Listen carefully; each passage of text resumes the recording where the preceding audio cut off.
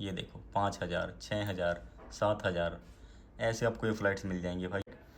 तो ये देखो, तो इतना ही डिफरेंस रहता है, ज़्यादा ज़्यादा 5,000 रुपये आपका लग जाने हैं, टिकट आप बुक कर। देन आप इस कंट्री से और कहाँ कहाँ पे ट्रैवल कर सकते हो, ये मैं आपको आपके वीडियो में आगे और कि आपको वीज़ा मिल जाएगा।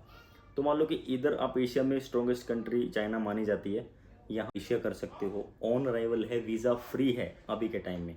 आप बाली इंडोनेशिया जा सकते हो, वहाँ से आप और भी कंट्रीज़ में एक साथ में ट्रैवल कर सकते हो। आप जैसे मान लो कि आपको ज़्यादा ट्रैवल नहीं करना, फिर ज़्यादा पता नहीं, 3 दिन बाद आप आ गए वापस इंडिया।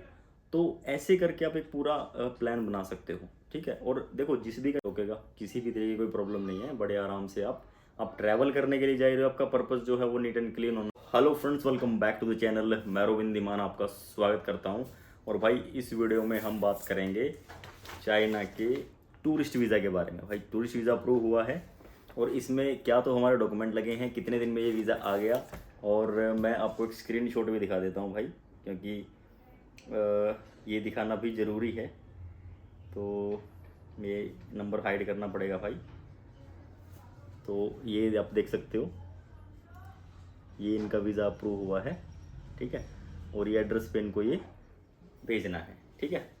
तो ये अप्रूवल है। मैं एक बार इसमें भी दिखा देता हूँ आप लोगों को।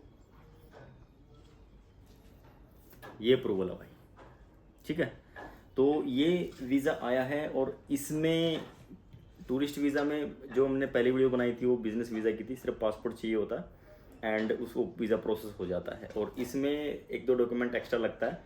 एक दो डॉक्यूमेंट क्या, आपकी स्टेटमेंट है, आपके बैंक में अराउंड 1.5 लाख प्लस बैलेंस है, तो आपका टूरिस्ट वीज़ा भी ईजीली हो जाता है, कोई बड़ी बात नहीं, ठीक है।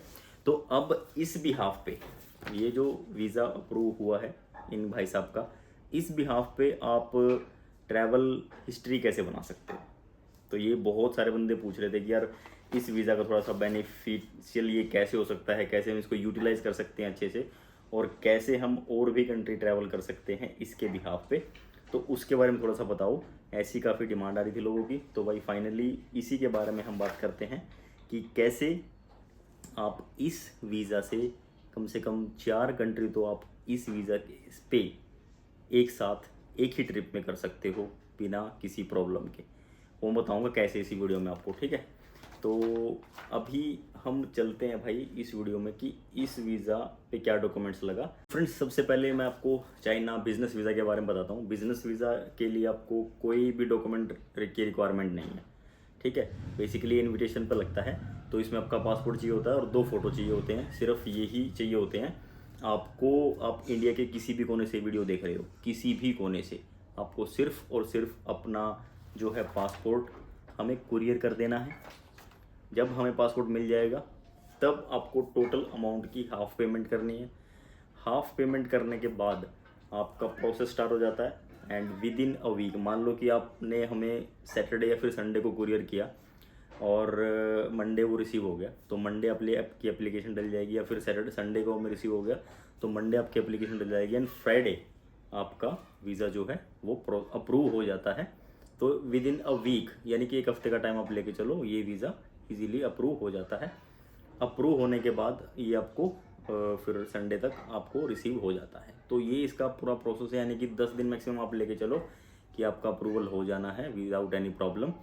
अब इसमें जो बिज़नेस वीज़ा में तो कोई डॉक्यूमेंट नहीं लगता, ठीक है। टूरिस्ट वीज़ा में क्या डॉक्यूमेंट लगता है, आपकी 6 मंथ की बैंक स्टेटमेंट, वो स्टैम्प और साइन होनी चाहिए बैंक से, जो भी बैंक है, जिस भी बैंक में आप डील कर रहे हो। और फ्रेश फंड जो है वो भी एक्सेप्टेबल होते हैं। इसमें नहीं कि भाई मेंटेन करने हैं और इतना सफिशिएंट अमाउंट आपको दिखाना है, कोई ऐसी क्राइटेरिया नहीं है।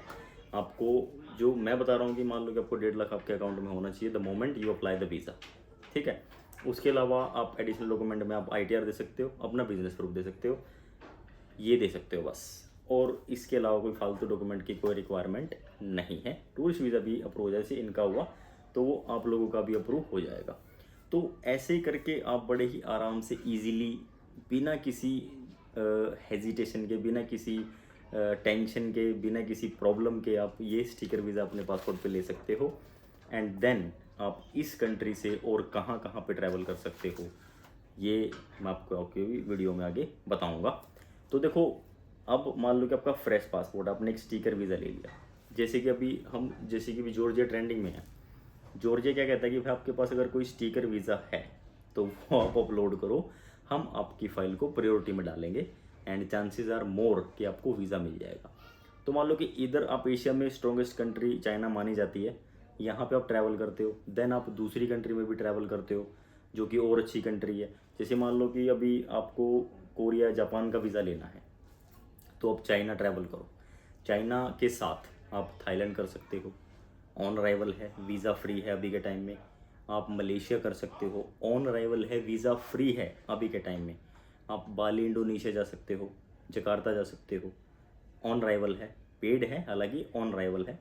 आप मकाऊ जा सकते हो चाइना से, नेबरिंग कंट्री है ये सारी चाइना की, यहाँ पे आ जा सकते हो। आप फिलीपींस भी जा सकते हो अगर आपके पास एक वैलिड वीज़ा है तो चाइना तो एक हब हो गया, और वहाँ से आप और भी कंट्रीज़ में एक साथ में ट्रैवल कर सकते हो। आप जैसे मान लो कि आपको ज़्यादा ट्रैवल नहीं करना, फिर ज़्यादा पता नहीं है, फ्रेश पासपोर्ट है, सिंपली आप यहाँ से जाओ थाईलैंड, थाईलैंड से आप टिकट बुक कराओ चाइना, चाइना से आप वापस की टिकट बुक कराओ मलेशिया, मलेशिया आप 2 दिन रुको, देन आप वापस की टिकट बुक कराओ इंडिया।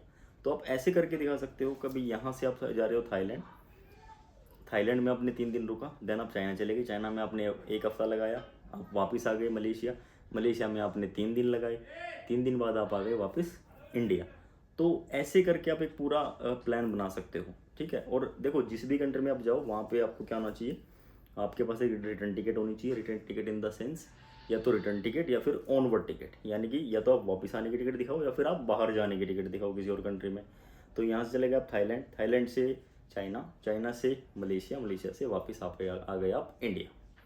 तो ऐसे करके आपको ना तो कोई इमिग्रेशन पे रोकेगा, ना आपको कोई बोर्डिंग पे रोकेगा, किसी भी तरह की कोई प्रॉब्लम नहीं है। बड़े आराम से आप ट्रैवल करने के लिए जा रहे हो, आपका पर्पस जो है वो नीट एंड क्लीन होना चाहिए भाई, सबसे पहली चीज़ है ये। दूसरी चीज़, आप के डॉक्यूमेंट जो है वो भी मैंने आपको बता दिए कि पूरे करो आप, और बड़े आराम से आप ट्रैवल कर सकते हो, ट्रैवल हिस्ट्री बना सकते हो इस वीज़ा के साथ।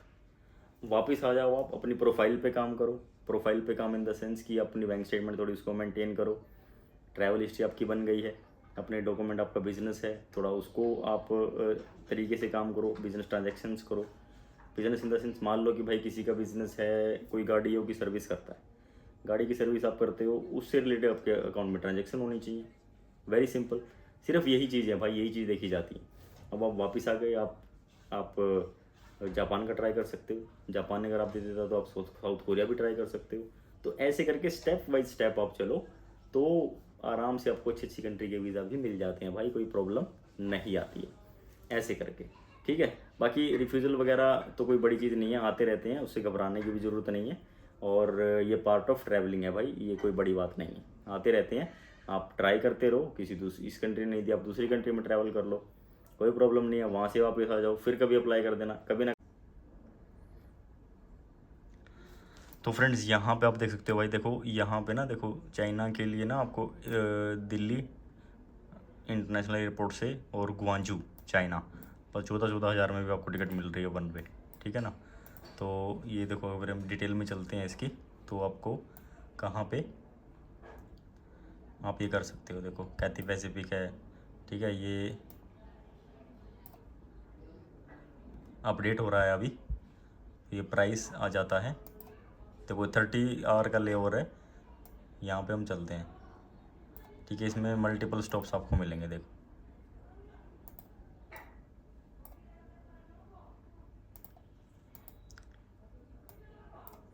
देखो ये आपको फ़्लाइट पहले जा रही है जयपुर, जयपुर से आप जाओगे DMK यानी कि थाईलैंड, ठीक है, वहाँ पे 17 घंटे का लेओवर है।